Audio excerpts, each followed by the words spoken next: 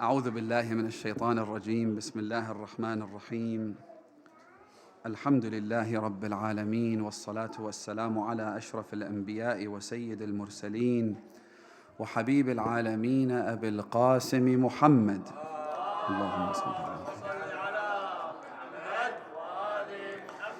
وعلى أهل بيته الطيبين الطاهرين المعصومين المكرمين الغرر الميامين، سيما بقية الله في الأراضين وحجته على الخلائق أجمعين، سيدنا وإمام زماننا وصاحب نعمتنا وولي أمرنا مهدي هذه الأمة وطاووس أهل الجنة الحجة بن الحسن العسكري فداه أرواح العالمين. My dear brothers and sisters, Assalamu alaikum wa rahmatullahi wa barakatuh. One of the things that all humans aspire to and work extremely hard to achieve in their lives is a sense of continuity, which is characterized as an unbroken, consistent lifestyle, a lifestyle that doesn't have too many ups and downs. And so one doesn't have to be too imaginative to recognize that we feel uncomfortable about tumultuous situations because it affects us on a very deep level. The fact of life, however, is that it's made up of ups and downs. One day you're happy, the next you're unhappy. One day you are healthy, the next you fall sick. One day you're financially secure, then after a while you lose that financial security. You make a loss in your business. One day you're happily married, the next day you're getting into a fight. Life in general is made up of these oscillations, ups, downs, hot, cold, happy, sad. And it's in these oscillations of life that Allah subhanahu wa ta'ala tests us. When we go through these tumultuous roller coaster rides and all of the challenges and difficulties that life throws at us, that is when Allah subhanahu wa ta'ala tests us. And people tend to change with respect to their circumstances and their environments, right? You're able to detect the change in people's behavior when their circumstances change. But if their circumstances are consistent, and if their lives are such that they don't have too many ups and downs, you'll find people are generally very civilized. They act in a manner that is acceptable and normal. But it's when things don't work out, or sometimes when things improve drastically. I'll give you a very simple example. We saw this in Iraq. People who were on the run, they were refugees. They had lost loved ones. They had given martyrs. Many of them were genuinely religious. Some perhaps were simply using the facade of religiosity to present a different image, to project a different image of themselves. Sure, because there is an argument that says people don't really change. It's only their behavior reflects what they truly are, how they truly are, right? But for the most part, I think I can say with near certainty that many of the people who comprise the Iraqi opposition were in fact genuinely good, religious, devout people who were committed to the cause of uprooting oppression in Iraq and replacing it with equity and justice. And yet, as soon as the regime collapsed and the former oppressed took possession of the thrones, the chairs, the offices, the desks, the palaces of the former regime, suddenly the oppressed became the oppressors themselves. They changed because of the oscillations of life. They changed because their circumstances changed. There is in fact a word for this. In psychology, there's a term where they say sudden wealth syndrome, which describes people who were not rich, but then they hit the jackpot, so to speak. They win the lottery. They suddenly come into possession of a big inheritance. For some reason or another, they buy a cryptocurrency at a very, very low price, and suddenly the prices shoot up. They end up making millions and millions. What happens to them? We've seen people like that. Suddenly they lose their way. Suddenly you can't even talk to them. Suddenly the good things, the charity work, the philanthropy, all the social connections that they had, they lose all of it because they now feel important. They feel like they don't fit into their old social hierarchy. They're now people who need to rub shoulders with the rich, with the famous, with celebrities.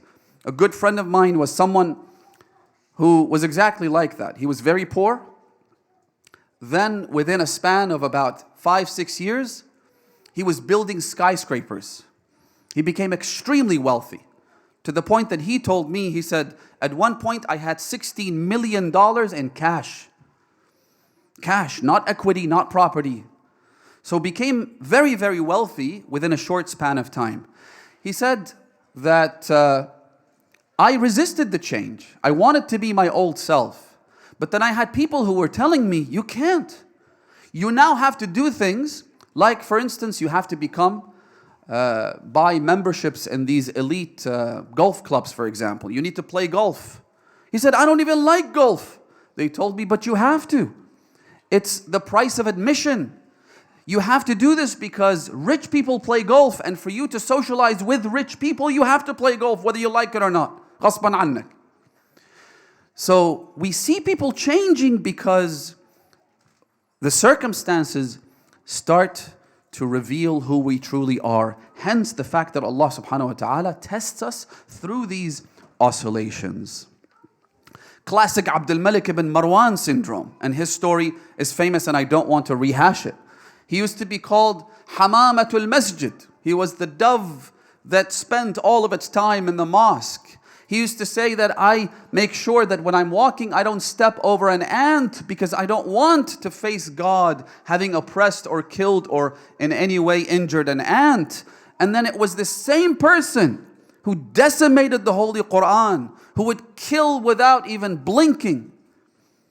Abdul Malik ibn Marwan syndrome is something pretty much everyone suffers from. Imagine you were told that tomorrow you are being handed $1 billion. This is, when you increase the number, it becomes so pronounced, it becomes so clear, you can't even lie to yourself. If you got hold of $1 billion, wouldn't that change you? Would you still continue to come to the majalis and lectures and whatnot? Or do you now have responsibilities? Having to maintain a very wealthy lifestyle is hard work. That same friend used to tell me. He used to say, it's hard work being rich. So, when you come across someone who doesn't change by going through these oscillations of life, when you come across someone who maintains their kindness, their charity, their good nature, their akhlaq, even after they become rich, or even after they become poor, having been rich before. When you come across someone like that, that's the mermaid's tears, as they say. That's the red Mercury. That's the draconite. That's the rarest of the rarest gems. And the Ahlul Bayt alayhimus salam represented the supreme example of that, of how they were able to maintain their faith and their akhlaq in spite of the changes. Whether it was upward changes or downward changes, Imam Al-Redha alayhi salatu wassalam was the ultimate example of that. Imam Al-Redha, many people don't realize that his life isn't condensed in the 2 years or so that he was the crown prince. The imamah of our 8th Imam lasted for 20 years. 10 years under Harun al-Rashid, alayhi la'a'inullah. This oppressive tyrant, where Imam Al-Redha alayhi salam was on the brink of execution every single day. 10 years of persecution, 10 years of oppression, 10 years of constantly looking over his shoulder, not just for his own safety, but the safety of his large family. Imam Musa ibn Ja'far alayhi salam had 16, 17 daughters, many of whom never got married, and all of them were under the guardianship of Imam Al-Redha alayhi salam. It was during the reign of Harun al-Rashid that Al-Jalludi, who was one of the officials in the government of Harun, was sent in order to ransack the house of Imam Al-Redha. And he did so in the most vulgar fashion. He came to the house of the Imam with his troops, and he said to him, I'm coming in, whether you like it or not, to take everything that you have. We've received reports that you are in possession of large sums of money, perhaps even weapons. I'm here to confiscate everything. So he came into the house and he stole everything he could get his hands on. And then eventually there was the room where all the women, all the girls, all the orphans of Imam Musa ibn Ja'far were hiding. Imagine the fear, imagine the terror. He said, I have to come and search this room as well. The Imam said to him, believe me when I tell you, we have nothing there. He said, no, I have to come in. The Imam said, all right, I will go and I promise that I will get you everything that we have, including all the jewelry, every single thing, and the clothes that they had, to the point that the hadith says that they were left only with one aba'ah to pray with. Imagine 17 women, all the girls, all these people, and all they had was one aba'ah to pray with. Why? Because this khabith, this wicked agent of Harun, had orders to confiscate everything. This is during the reign of Harun. Then comes the reign of Al-Amin, Muhammad Al-Amin. 5 years the Imam suffered through those 5 barren years. And then the reign of Ma'mun, another 5 years. It was only toward the end of the life of the Imam alayhi salam, the last 2 years of his reign, when he became the crown prince. But did he change? Absolutely not. I'll give you just a couple of very quick examples and wrap up inshallah, because Sayyid will give the Arabic speech. Imam Al-Redha used to have, his door was always open. And there are, by the way, one of the ulama has compiled a 7-volume book, Musnad al-Imam Al-Redha alayhi salam, in 7 volumes, contain the ahadith, the teachings, the sermons, the letters, the beautiful gems of wisdom of Imam Ali ibn Musa Ridha alayhi salatu wassalam, which have been neglected, not by his enemies, but by his own so-called followers, by people like me. The ahadith of the Imam are neglected, and we go and try and collect scrap from here and there, from different schools and different philosophies, while the Imam's teachings are abandoned. So, the Imam alayhi salam had opened his doors. Any person with any request, any needs, beggars, whatnot, they would come to him, and the Imam wouldn't disappoint a single one of them. I'm only giving you headlines here. I'll leave the rest for you, inshallah, to investigate. So this was when he was oppressed. When he became the crown prince, what happened? The very famous story of when Imam Al-Redha sends a letter to his son Imam Al-Jawad alayhi salatu wassalam, saying to him, فَدَيْتُكَ نَفْسِي, may I be sacrificed for you. إِنَّهُ قَدْ بَلَغَنِي, I have heard that your servants, when you're about to leave the house, يُخْرِجُوكَ مِنْ بَابِ الْبُسْتَانِ الصَّغِيرِ. I've heard that, because remember, Imam Al-Redha is now the crown prince, which makes his son what? Imam Al-Jawad is next in line to the throne. He's the third in line to the throne that governed the empire of Bani al-Abbas. So imagine the influx of people trying to go to him and ask him. Imam Al-Redha says to Imam Al-Jawad, I've heard that they take you from the back door so that people don't see you. And that is because of nothing but the fact that they are stingy. You know how people who have an entourage, people who have a posse, they're always trying to act protective and whatnot. And that's why people have an entourage. Because they're trying to insulate themselves and keep themselves away from all the dirty peasants.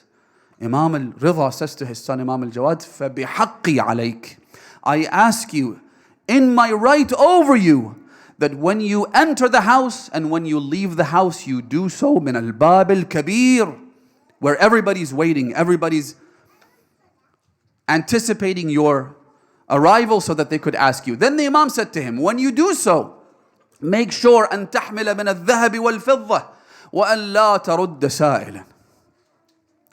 بأبي أنت وأمي يا مولاي يا علي ibn Musa الرضا. Do not ever reject any person who comes to you asking for help, right? Because Imam Al-Redha, remember, he couldn't do this himself when he was the crown prince. There were spies by Ma'mun always watching his every move, but instead he made sure that while he looked after the Shia, looked after the beggars, the poor, the disenfranchised, now his son was doing the same. That's one example. The second example is the humility of the Imam. Again, someone who was poor and now they're millionaires. Do they not change? Do you continue to see that humility that they used to have only because they were poor, not because they were truly humble? Imam Al-Redha alayhi salam, Ibn Shahrashub says in his Kitab al-Manaqib that the Imam had a rather dark skin. So he was in this communal bath. فَرَآهُ رَجُلٌ مِّنَ النَّاسِ. A person saw the Imam, he didn't recognize him. He said to him, يَا غُلَامْ تَعَالَ وَدَلِّكْنِي. Oh slave, come and give me a back rub. So the Imam came, no objection. He didn't say, I'm the crown prince, how dare you have his head, get him executed. The Imam simply went and he started to give him a back rub. فَعَرِفَهُ بَعْضُ النَّاسِ. Some people recognized the Imam. They said, how dare you do this? Do you know who this is? The hadith says that the man began to apologize profusely to the Imam.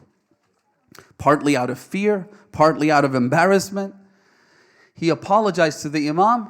وَإِذَا بِهِ, meaning Ali ibn Musa Rida alayhi salam, يُرَضِّيهِ وَهُوَ يُدَلِّكُهُ. He told him, no, it's fine, it's okay. And he continued to give him the back rub.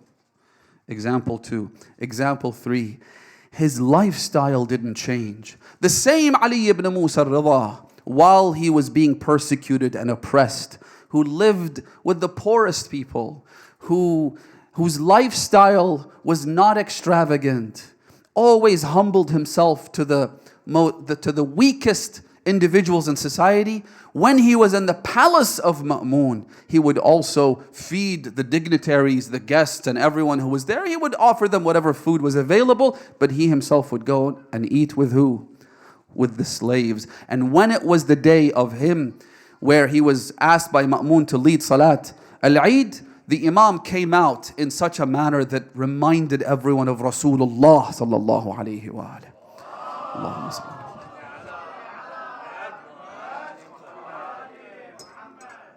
He wore the same garb of the Holy Prophet. He walked with humility, barefoot.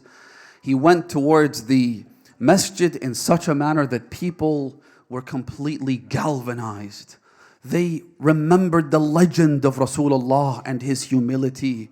And it was at that point that Ma'mun realized he had made a big mistake, that he was going to turn the city of Marv against him, his capital city. So he ordered the Imam to go back. And finally, and I'll leave you with this, the story that I mentioned earlier about Jaludi being commanded to go and ransack the home of Imam Al-Redha alayhi salam, when the tables were turned and Imam Al-Redha turned from someone who was on the government hit list and was constantly under threat, and 18 years later the Imam was appointed as the crown prince, the former allies and agents of Harun al-Rashid were now being purged. right? That's what happens. When you stage a coup, you start to purge those people who were not on good terms with you. Ma'mun was purging his brother Amin's agents, one of whom happened to be Al-Jalludi. Historians say that while Imam Al-Redha, now the crown prince, remember, was sitting next to Ma'mun, they brought in Jalludi and a couple of other people, and they were being tried for treason. As soon as the Imam saw Jalludi, he recognized him. And of course, Jalludi recognized the Imam. He remembered the night he terrified the daughters of Rasulullah by ransacking their home. Imam al-Redha whispered in Ma'mun's ear. He said to him, "Habli hadha al-ghulam." Forgive him for my sake. Release him. Don't have him executed. Because the Imam knew what was going to happen to them. The Imam said, don't execute him for my sake. Jalludi, not having heard what the Imam said to Ma'mun, he said, "La tasma' lahu." Don't listen to what he's telling you, because he assumed, what would the Imam want to do with this tyrant now that the Imam has access to him, now that he's overpowered him? He would want him dead. He said, "La tasma' lahu." فقال المأمون إني لن أسمع له. I will do exactly as you said. He asked me to release you. You asked me not to listen to him. Have him executed. This is Ali ibn Musa al-Redha. اللهم صل على علي بن موسى الرضا المرتضى الإمام التقي النقي وحجتك على من فوق الأرض ومن تحت الثرى الصديق الشهيد صلاة كثيرة تامة زاكية متواصلة متواترة مترادفة كأفضل ما صليت على أحد من أوليائك يا أرحم الراحمين وصل اللهم على محمد وآله الطيبين الطاهرين.